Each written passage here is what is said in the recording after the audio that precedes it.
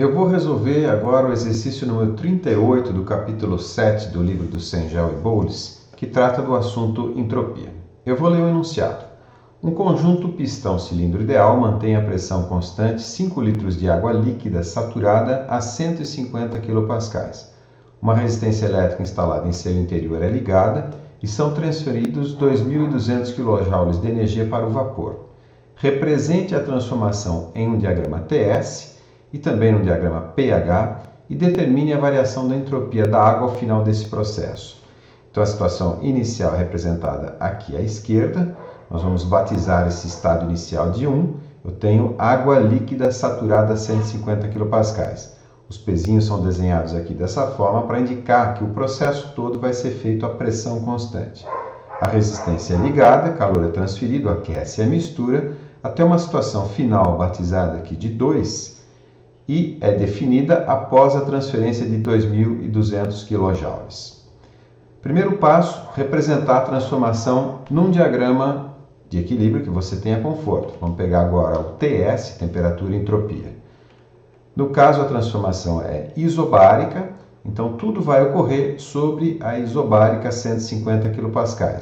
Conforme enunciado, a gente sai aqui da situação 1, que é líquido saturado, calor é adicionado, a pressão não muda, até um estado intermediário aqui, indicado por 2, e esse estado é definido após a transferência daqueles 2.200 kJ. O ΔS que se pede que seja calculado, nesse caso aqui, é o segmento ligando o ponto 1 ao ponto 2, o estado inicial e o estado final. Aqui a gente pode então visualizar aquilo que se pede para ser calculado ao fim do problema. No diagrama pH, pressão, entalpia, a mesma coisa. A gente vai fazer o processo numa isoterma, o processo todo ocorre numa isobárica, que no pH é simplesmente uma linha horizontal. O estado 1 é o estado de líquido saturado, portanto, sobre a linha de líquido saturado. Calor é adicionado até o estado final 2. A temperatura não muda, assim como a pressão não muda. Nesse caso, o calor trocado é dado por ΔH, o tamanho desse segmento ligando o ponto 1 ao ponto 2. A gente vai ver que isso de fato é verdade aplicando a primeira lei daqui a pouquinho. Correto? Então, em frente. Primeiro passo, identificação das propriedades termodinâmicas do estado inicial e do estado final. A gente ainda não tem todos os dados para fazer essa determinação. No caso do estado inicial, é bastante simples. Eu sei que é líquido saturado e está a 150 kPa. Então eu vou numa tabela de propriedades de saturação da água e digito 150 kPa. Eu vou ter então que a temperatura nesse caso é 111,35 graus Celsius, vou ter o volume específico do líquido, o volume específico do vapor e todas as outras propriedades. Com isso, eu posso, por exemplo, já calcular a massa do sistema. Então, por exemplo, aqui eu tenho que a massa é o volume total do sistema, que são aqueles 5 litros, dividido pelo volume específico do sistema. Isso daqui, na verdade, vem da definição de volume específico, que é o volume dividido pela massa. Então, o volume do sistema é 5 litros, 5 vezes 10 é menos 3, para expressar em metros cúbicos, e o volume específico, está aqui na tabela, é o volume do líquido, 0,0010527 metros cúbicos por quilograma. Então, esse dado está digitado aqui embaixo. Fazendo as contas, eu tenho, então, que a massa é 4,7497 kg. Com isso, eu posso também determinar o calor específico associado à transformação 1,2, que é o calor específico Q12, Q maiúsculo, para indicar que é o calor absoluto dividido pela massa.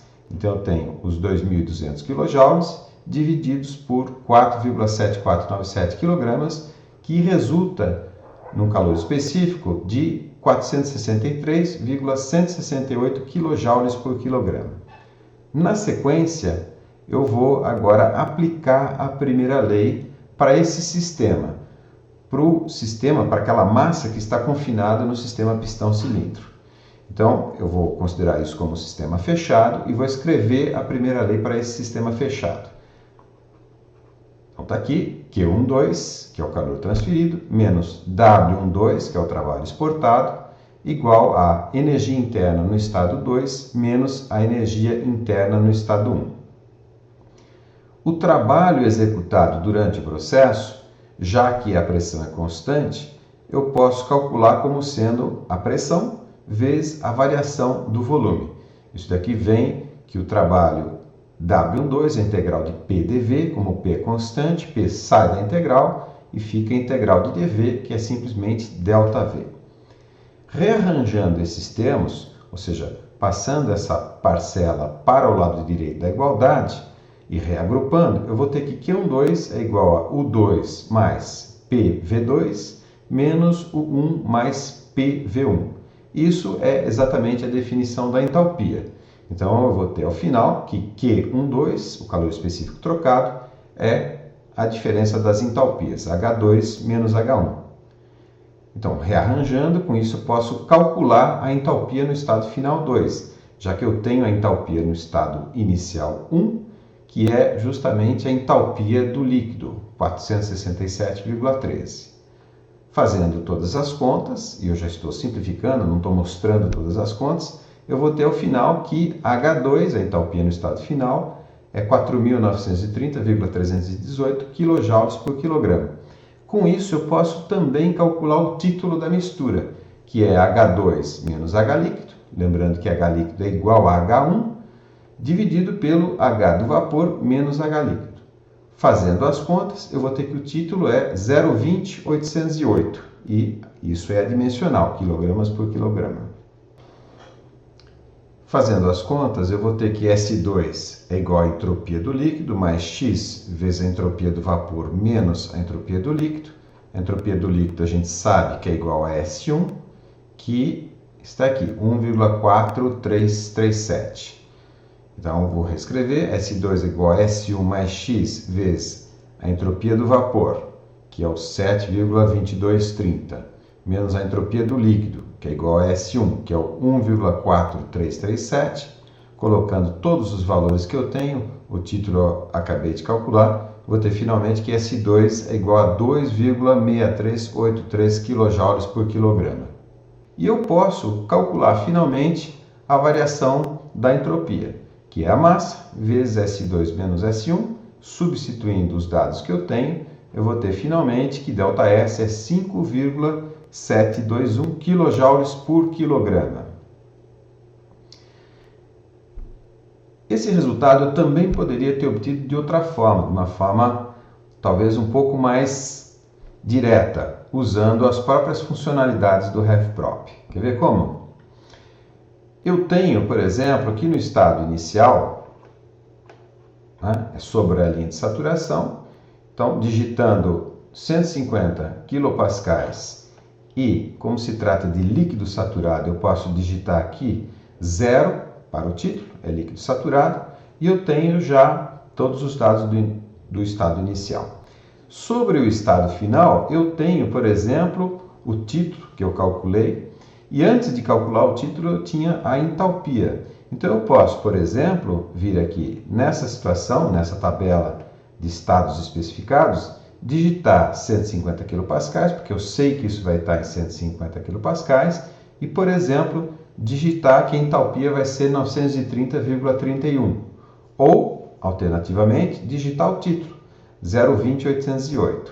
Quando eu faço isso, eu já tenho diretamente calculado aqui, por exemplo, a entropia da mistura, 2,6383.